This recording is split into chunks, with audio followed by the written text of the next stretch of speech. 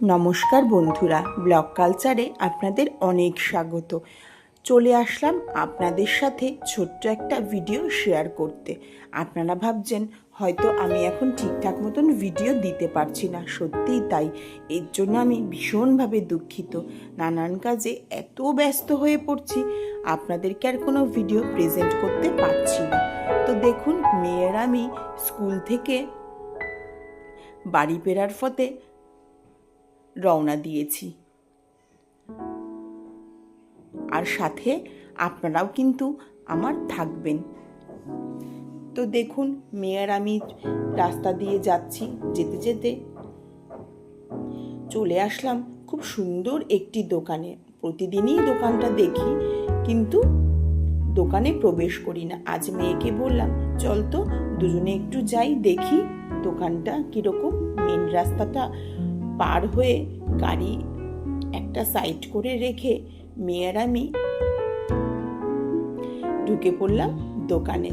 তো আপনারাও আমার সাথে চলুন, আর আপনাদের কেমন লাগছে অবশ্যই কমেন্ট করে জানাবেন।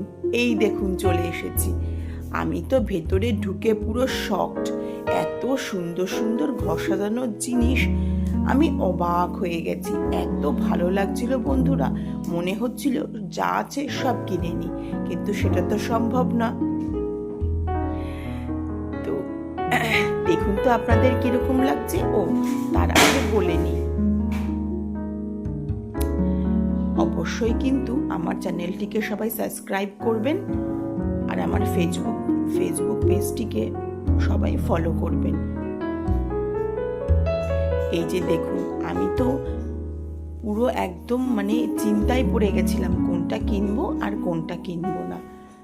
আর সাথে ছোট মেয়ে বড় মেয়েকে ভিডিও কল করে দেখানোর পরে দুজনের ঝগড়াই শুরু হয়ে গেল।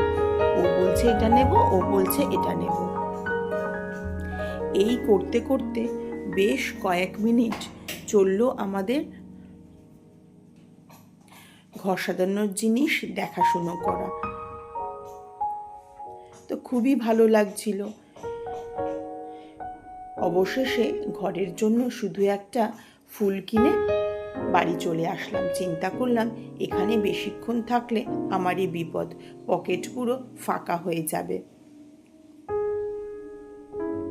এটা হচ্ছে বারাসাত হাটখোলা মোড়ে।